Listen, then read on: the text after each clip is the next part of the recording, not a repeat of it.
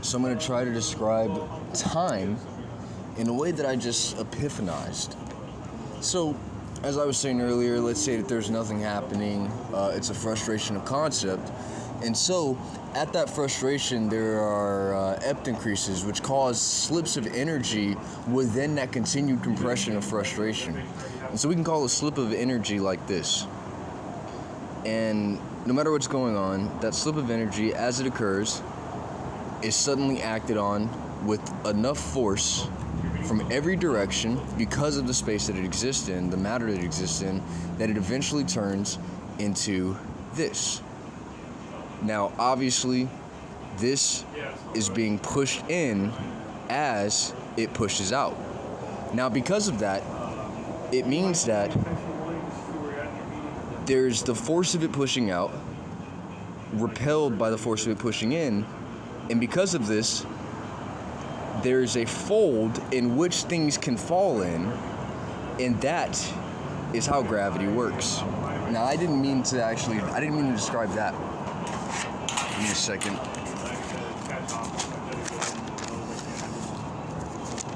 I'm going the wrong way.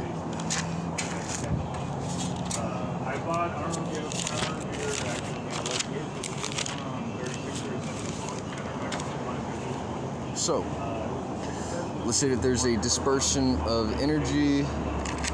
Okay. Now at this point, there is no time, even though there is something that exists. Actually, there is time. No, I don't think there's time at this point. I don't think there's time at this point. Because, alright, so at this point there's nothing happening, and then suddenly there is, and then for as long as it's been happening is as much time as occurred, right? So, what is this relative to? How long has it been happening without something else happening to compare it to? There is no relative term of measurement to actually identify. So I think at this point time doesn't exist. But here's what I have to say. Let's say that there's an ept increase, a dispersion of energy, and that energy is still being compressed, right? So at this point, we can say this is the first star, the Big Bang, and because it's the first star, it is so big at that point because it is the only thing relative to everything else, which is at nothing, right? So this is the Big Bang. I think it's just the first star caused by the first little slip of energy at the frustration and ept increase of existence. So, something I'm missing here. At this point, it could all occur like this. In a couple of seconds, they're just let's say in a bottle of water. In a couple of seconds, there are bubbles that rise, and there's one that rises first, but then it's followed by several others. So, at this point, the more things that exist, the more bubbles there are, the more time that is available, because there is an increased relativity with each new particle or bubble that exists. This means that the beginning of the universe can have just occurred, but because it is relative to a bunch of other slips of energy, that time compression makes it seem as if it occurred a long time ago, even though it just happened. So what I'm trying to say is, even though at the beginning there's just one little bubble, in that little bubble, let's say that this is like the confines of nothing, which can't be defined, which is why it's so frustrating, is the only thing that exists, so this is the only thing happening. Right after that little second, more stuff is added. And with that more added, we can now say that instead of an object has existed for an unidentified amount of time, one object has existed for an unidentified time, we now have another object that has occurred to compare it to. Now we can even say a unit of measurement. We can say, so long as another object occurs, at this point I think we can try this one. So if this is the first thing that occurs, there really is no measurement of time. If another thing occurs after, we can say that the first real ability to measure time is within that space that is the first thing occurring and then the second thing occurring. We can say that that is the first real unit of measurement of time.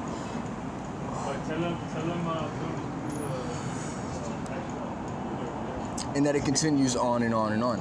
What I'm trying to say is the beginning of the universe just happened, but relative to everything that occurred right after, time is compressed so far that it feels as if it happened a long time ago. How do I put this?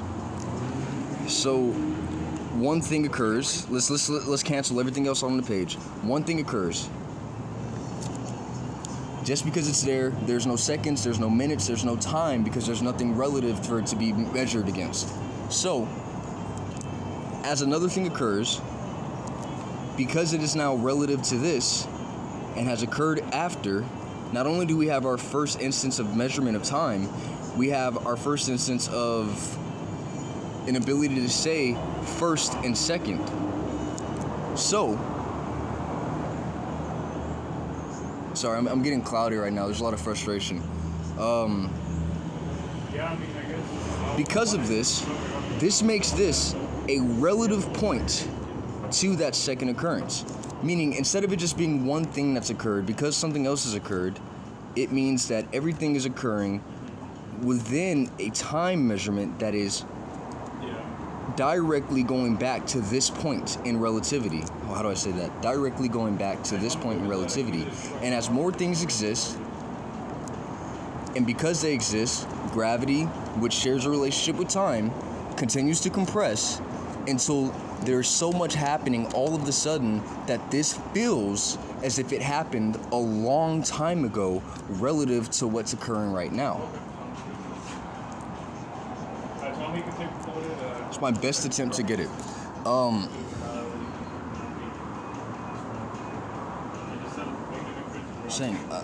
Just gotta make sure before I end this video I make a point here, because I can't think of a way to say how long something has occurred if it's the only thing occurring in all of existence. How can you say how long it's occurred if it's the only thing happening? So this once again confirms my theory that 0 and 1 are pretty much the same thing, or not the same thing, but are interchangeable, because even if you add 1, there is still no measurement of time available, because at that point you cannot say how long nothing has occurred, and so because of that you cannot say how long this is happening, which means that you cannot say time exists until there's 2. So time, we can say in some weird fashion that 2 is time. We can try to word this in several ways, but we can say that the number 2 is somehow time, because that is the only way that you can actually establish a measurement of time in the first place. So somehow 2 is equal to time, because there is no other. I'm repeating myself for a reason. I can tell when people are going to be confused. Sorry, I reacted too harshly there, but I mean, that's what this is. So even though the beginning of the universe just happened, relative to the gravity and time of everything, of all the ripples that occurred, like bubbles pop, bubbles occur, bubbles pop. Bubble occurs for 1 second. No, not even for a second. Well, let's say in a relative time chamber for 1 second, and then as another object occurs, that relative time is increased until it feels as if it happened a long time ago. That's literally my whole point. I just had an amazing epiphany. I'm really happy about it. And like I said, I might take an opportunity to try and define how solid. So I've defined how stars occur. Solid matter. I think I understand how it occurs. So let's go to another page. So there's suddenly a shift of energy, and that energy is repelled by everything else, which for some reason creates the shape of a sphere, because it's being pushed in from every direction. And as it's being pushed in, it's pushing out. And this oscillating force of pushing out and pushing in is creating a little bit of a frustration that's building up and building up and building up. And this energy is what eventually becomes the heat, the star surrounding this. Now, how do we get from a star to solid matter? Now, I think that the way to get to a star from from a star to solid matter is that the longer this frustration occurs, like air molecules, there's a lot of space between them. But the more there is, the less space that there is, and so the molecules become water, or liquid, I mean. And then the more there is, the less space there is between these particles, and those particles become solid. But here's what I think happens. I think that, let's just draw the shape of a star here, and let's say that amid the force of something pushing out and being pushed back in, that there's a little space here where, because there's all of this relative motion to it, it appears to not be moving. This relative non-movement could be happening so fast at the peak of frustration that there's so much energy, so many particles, that there's no space for it to be just heat or liquid, but it all becomes one thing. I obviously said this wrong. Give me 1 second. I gotta rethink this.